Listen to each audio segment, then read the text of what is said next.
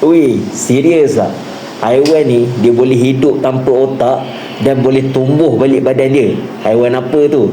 Tengok video sampai habis. Ada satu haiwan ni, dia boleh hidup lagi walaupun dia tengah mengalami luka yang sangat-sangat teruk.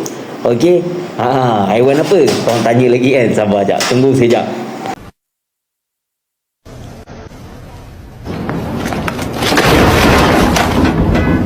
So inilah binatang yang aku cakap tadi. Namanya adalah axolotl.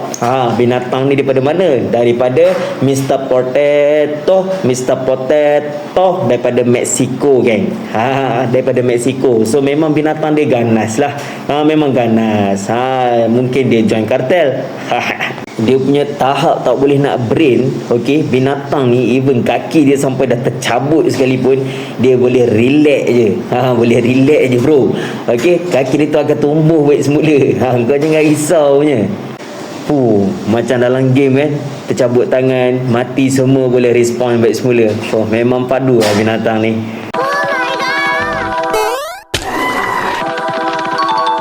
Dan korang nak tahu apa yang paling best sekali? Dia boleh baiki dia punya organ badan sendiri tanpa perlu pergi ke hospital. Kalau korang ada kuasa tu, macam mana? Okey tak? So inilah binatang yang dinamakan axolotl ni. Okey, so macam superhero kan. Memang power betul lah binatang ni. Kau pernah tengok ke binatang ni?